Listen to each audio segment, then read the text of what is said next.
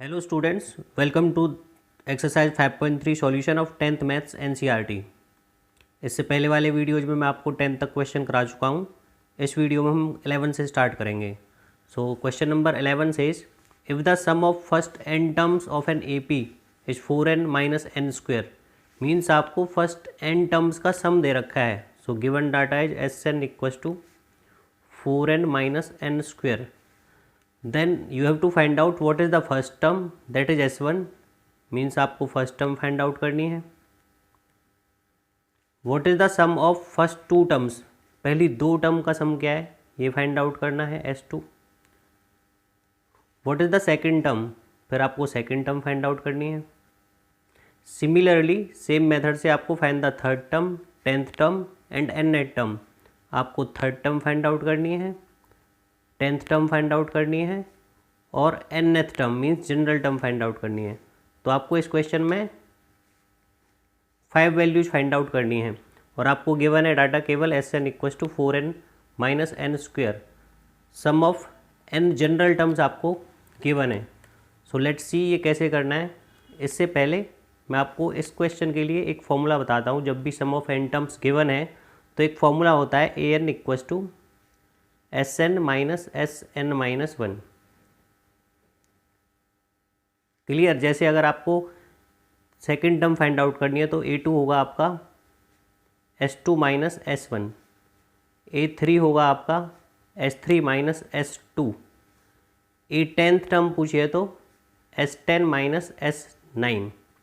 Means आप first 10 terms के सम में से फर्स्ट 9 टर्म्स का सम माइनस करोगे तो वो अपने आप 10th टर्म आएगी। क्लियर। इसके पीछे जो लॉजिक है उसके बारे में थोड़ा बात कर लेते हैं। सपोज मैंने टर्म्स ली, एक एपी कंसीडर की 2, 4, 6, 8। अच्छा, अगर आपको फर्स्ट टर्म का सम पूछा है S1 क्या होगा? फर्स्ट टर्म तो सिंगल है, इसका सम तो 2 ही होगा और फर्स्ट टर्म का सम ही क्या होगा? A1 होगा। क्लियर।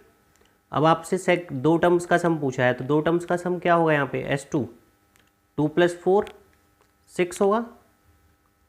क्लियर। और अगर आपसे A2 पूछी है तो फॉर्मूला लगाओ S2 माइनस S1।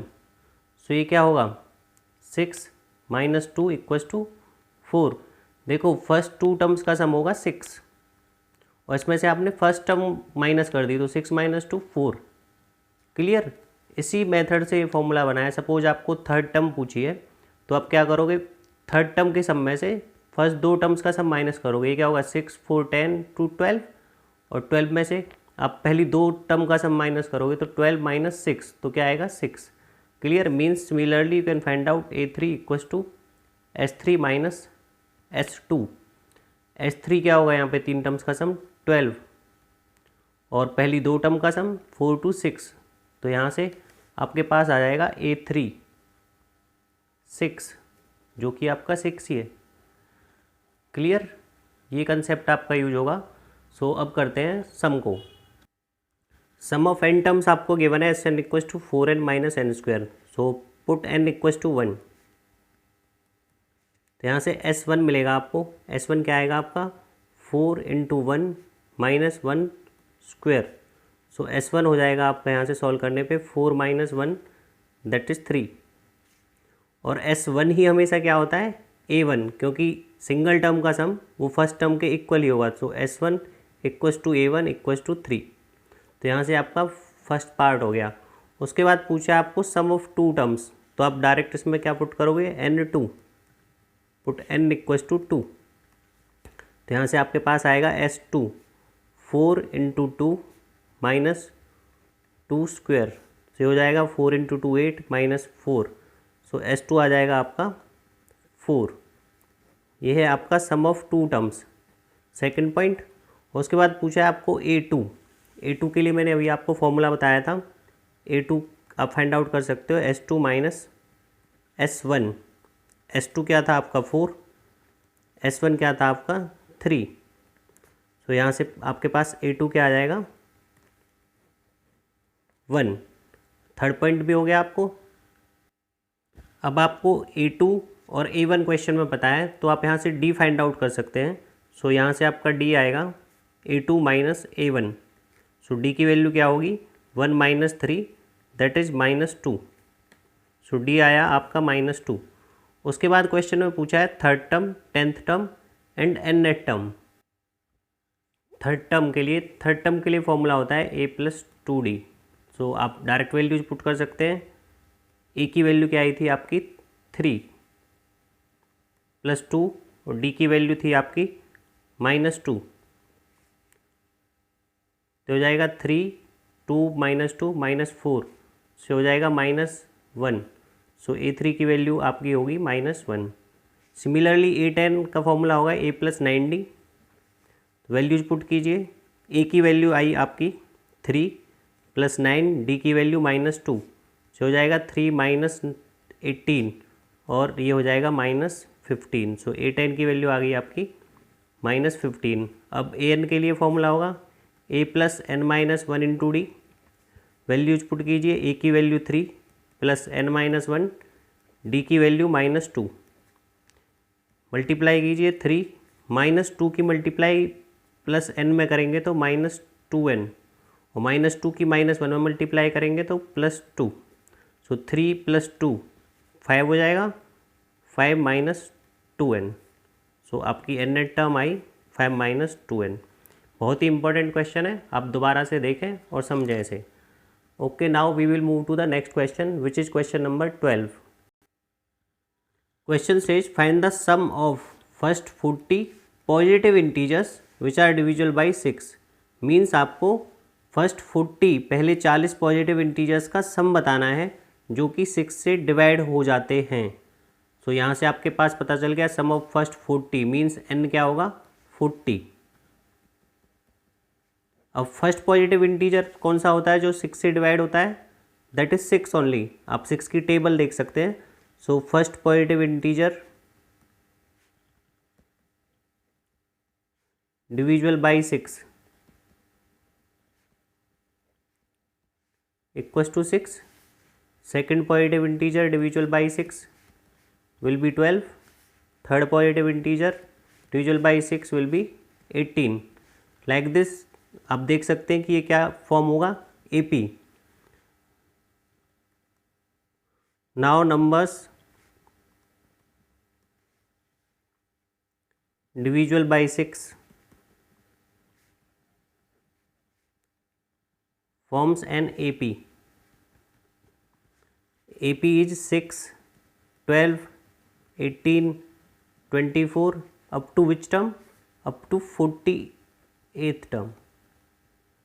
अभी क्वेश्चन हो गया आपके एक्सरसाइज के फर्स्ट क्वेश्चन की तरह।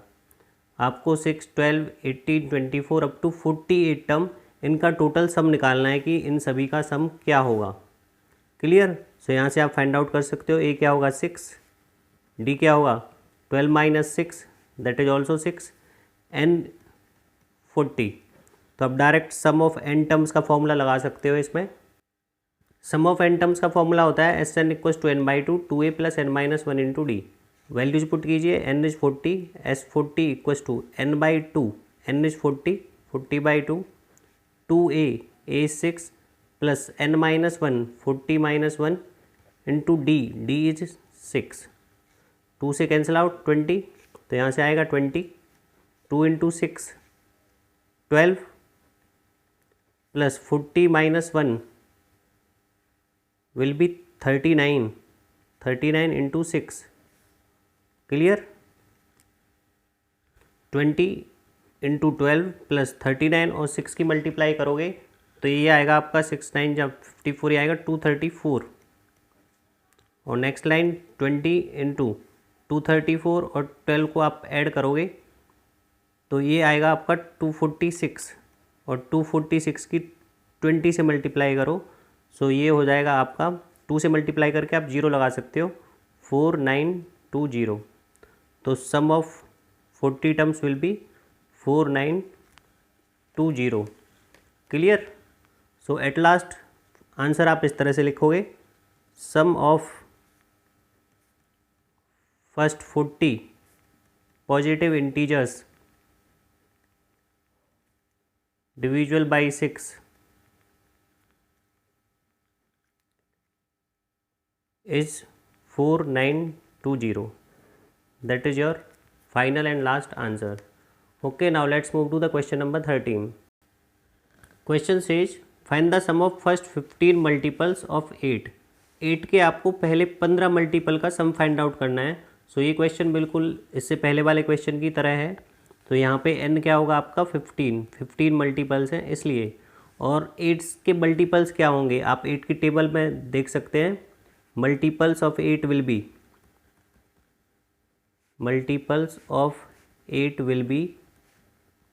First will be 8, then 16, 32, 40 and so on. कहाँ तक? अप टू 15 टर्म तक. अब आप यहाँ पे क्लियरली देख सकते हैं इट फॉर्म्स एन एपी, क्योंकि कॉमन डिफरेंस क्या होगा सभी में 8 होगा. क्लियर. अब यहाँ से आप वैल्यूज निकाल लीजिए. ए क्या होगा 8, डी क्या होगा A2 minus A1, that is 16 minus 8 equals to 8. और इस टाइप के क्वेश्चन में मल्टीपल और डिविजुअल कॉमन डिफरेंस वही होता है जिसके मल्टीपल या डिविजुअल पूछा गया है. और यहाँ पे n क्या है 15. अब आप डायरेक्ट SN वाला फॉर्मूला लगा सकते हो. SN वाला फॉर्मूला होता है n/2 2a plus n minus 1 into d. Direct values put कीजिए. S15 equals to n/2 15/2 2a plus n minus 1 15 minus 1 into d 8. Clear. 15/2 2 into 8 will be 16 plus 15 minus 1 will be 14 into 8. Next will be 15/2 16 plus 14 into 8. It will be 112 14 8 जा. Next line will be 15/2 112 plus 16 will be 128. 2 से आप इसको cancel out कर सकते हो. 2 6 जा 12 2 4 जा 8. तो ये आया आपका 15 इंटू 64. सो अगर आप इन दोनों को मल्टीप्लाई करोगे 15 इंटू 64 विल बी 960. 15 4 जा 60. यस 960. क्लियर. और एट लास्ट आप आंसर उसी फॉर्मेट में लिखेंगे. Sum of first 15 multiples of 8 is 960. Clear. Simple सा क्वेश्चन था. आपको ये फॉर्मेट समझना है. इसमें किसी के भी मल्टीपल या डिविजुअल पूछे जा सकते हैं. Okay, let's move to the question number 14. Question number 14 says find the sum of odd numbers between 0 and 50. 0 और 50 के बीच में जितने भी ऑड नंबर्स हैं आपको उनका सम फाइंड आउट करना है. Clear. So let's see solution. So odd numbers between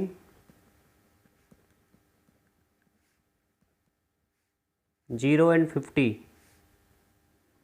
will be odd numbers. अब आपको सभी को पता होगा odd numbers क्या होते हैं which are not divisible by 2, जो 2 से डिवाइड नहीं होते.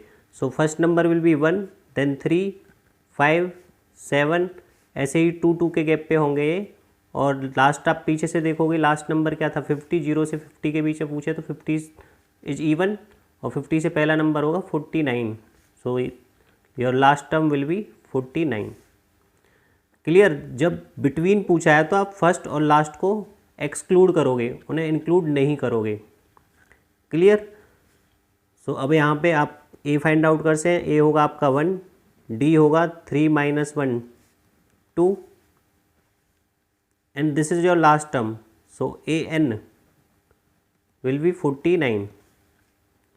क्लियर. अब यहाँ पे आपको n नहीं पता है क्योंकि सम के फॉर्मूले में n भी यूज होता है. तो आप फर्स्ट ऑफ ऑल इससे n फाइंड आउट करोगे.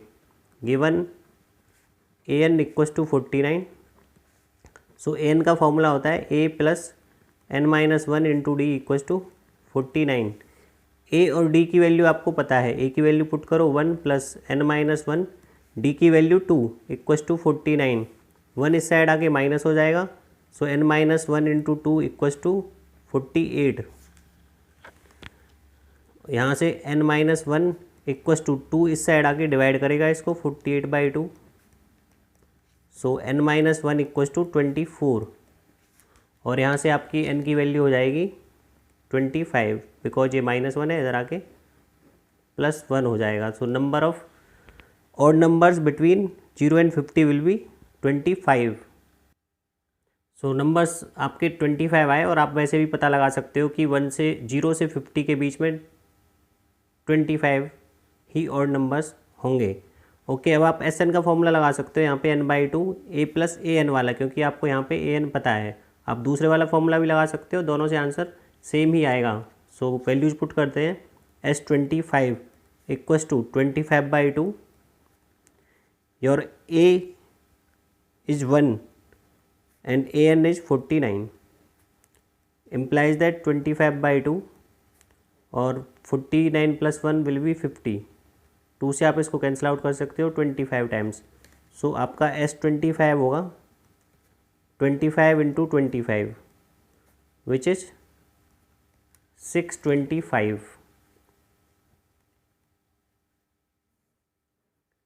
Clear. So sum of odd numbers between 0 and 50 is 625। Last में आप उसी फॉर्मेट में आंसर लिखोगे, sum of odd numbers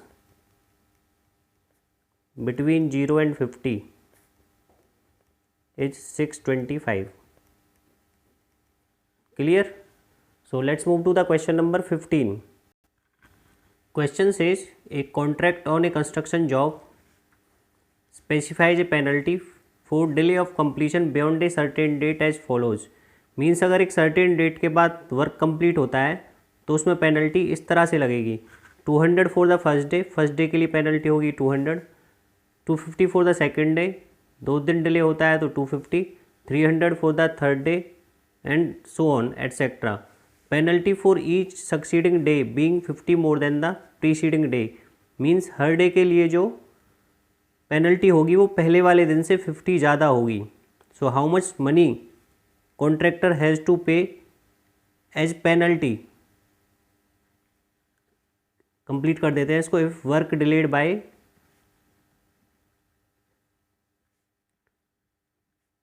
30 days, अगर वर्क 30 डेज तक डिले होता है तो उसको टोटल एज ए पेनल्टी कितना पैसा देना होगा।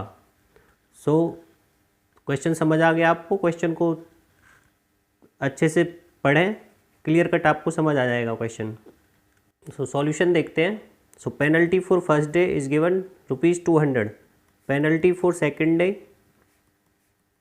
₹250, penalty for third day is given ₹300, और उसमें गिवन है कि नेक्स्ट डे के लिए 50 ज़्यादा हो जाता है तो फोर्थ डे के लिए क्या होगा 350। ऐसे ही कब तक लगेगी पेनल्टी? 30 डेज तक, क्योंकि जो वर्क था वो 30 डेज लेट हो गया। सो जो पेनल्टी है वो आपका AP फॉर्म करेगा। Now AP will be first day 200, second day 250, third day 300, fourth day 350 and so on up to 30 days या अप टू 38 टर्म। क्लियर? अब आप ये क्वेश्चन आपके फर्स्ट क्वेश्चन की तरह हो गया। यहाँ से A क्या होगा आपका 200, D क्वेश्चन में ही गिवन है 250 माइनस 200, तो D हो जाएगा आपका 50, and N number of days यहाँ पे या number of terms are 30। So N पता है, D पता है, A पता है, आप डायरेक्ट SN वाला फॉर्मूला लगा सकते हो। SN का फॉर्मूला होता है SN = n/2 2a + n - 1 × D। आप डायरेक्ट वैल्यूज पुट करो N, D और A की, तो ये होगा S30 = 30/2 2a is 200 plus n-1 30 - 1 × D is 50। 2 से इसको कैंसिल आउट कर सकते हैं 15 टाइम्स। 2 × 200 क्या होगा 400। यहाँ पे 30 - 1 होगा 29 × 50। नेक्स्ट लाइन 15 × 400 प्लस 29 की आप 50 से मल्टीप्लाई कर सकते हैं। 5 की मल्टीप्लाई कर दो आप इससे 29 से और लास्ट में 0 लगा देना। सो ये मल्टीप्लाई होगी आपकी 1450। क्लियर? नेक्स्ट लाइन 15, आप इन दोनों को ऐड करोगे सो ये आएगा आपका 1850, और 15 की आप इससे मल्टीप्लाई कर सकते हो, ये आएगा आपका 27 750, ये आप रफ में साइड में सॉल्व करके देख सकते हो। सो 27750 विल बी योर आंसर। और एट लास्ट आपको आंसर उसी फॉर्मेट में लिखना है जिस फॉर्मेट में क्वेश्चन में पूछा गया है। Means penalty for 30 days will be like this, penalty for 30 days equals to 27750 rupees. Clear? So let's move to the question number 16. Question says sum of rupees 700 is to be used to give 7 cash prizes to students of a school for their overall academic performance. Means total sum of rupees 700 है, उसमें से students को 7 cash prices देने हैं। Clear? तो यहाँ से आपको दो चीज़ें मिल गई, एक sum of 7 terms is 700 and number of students are 7 जिनको आपको कैश प्राइजेस देने हैं, और उस मनी का टोटल सम क्या है 700। Clear? And next is if each prize is 20 rupees less than its preceding prize, हर प्राइज पहले वाले प्राइज से 20 रुपीज़ लेस है, then find the value of each prize, then आपको हर प्राइज की वैल्यू बतानी है। ओके, समझाने के लिए सपोज मैं यहाँ पे एक एग्जाम्पल ले लेता हूँ। Suppose first prize is 100 rupees, तो सेकंड प्राइज क्या होगा 20 लेस है, तो second prize will be 80, third prize क्या होगा 60, नेक्स्ट प्राइज 40, इस तरह से। तो यहाँ पे आप दे सकते हैं डी क्या होगा common difference, 80 minus 100 that is -20, because वो लेस होता जा रहा है। तो सिमिलरली इस क्वेश्चन में डी क्या होगा -20। Clear? Because 20 rupees less than its preceding prize, हर प्राइज की वैल्यू 20 रुपये कम होगी, तो फर्स्ट 100 है तो सेकंड 80, सो डी क्या होगा 80 माइनस 100 दैट इज -20। अब आप डायरेक्ट फॉर्मूला लगा सकते हो एस एन वाला, यहाँ पे आपको S7 गिवन है 700, एस एन का फॉर्मूला होता है n/2 2a plus n-1 into D. आपको डी गिवन है, एन गिवन है और S7 गिवन है, या SN भी बोल सकते हैं आप इसको।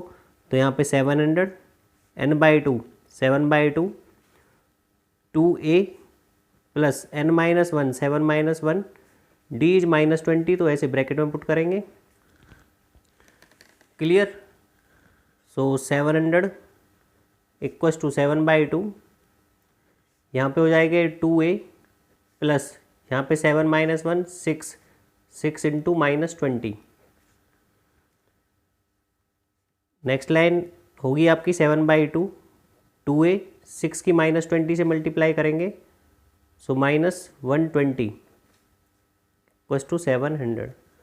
अब 7/2 को आप इस साइड लेके आ सकते हैं, या फिर यहाँ से 2 कॉमन ले सकते हैं, कोई भी आप कर सकते हो। सपोज इसको यहाँ पे ले आते हैं तो ये इसका रेसिप्रोकल हो जाएगा, into 2/7 equals to 2a minus 120। अब 7 से आप इसको कैंसिल आउट कर सकते हो, 100 into 2 will be 200 equals to 2a minus 120। 120 को इस साइड लाएंगे तो ये प्लस हो जाएगा, so 2a will be 200 plus 120, it will give you 320 equals to 2a। 2 इस साइड आके इसको डिवाइड करेगा, सो आपकी a की वैल्यू होगी यहाँ से 320/2, कैंसिल आउट करोगे तो ये आएगा आपका 160। सो a की वैल्यू आपकी आई 160, और a क्या है आपका फर्स्ट प्राइज है, let a be the first prize, तो आपको फर्स्ट टर्म पूछी थी यहाँ पे। सो आपका नेक्स्ट प्राइज क्या होगा 140, क्योंकि 20 रुपीज़ लेस है, तो 7 prizes are, first is 160, next will be 140, next will be 120, next will be 100, next will be 80, next will be 60 and last one will be 40। 7 cash prices पूछे हैं आपको, तो लास्ट होगा आपका 40 रुपीज़। क्लियर? और last वाले 4 सम्स आप next video में करेंगे।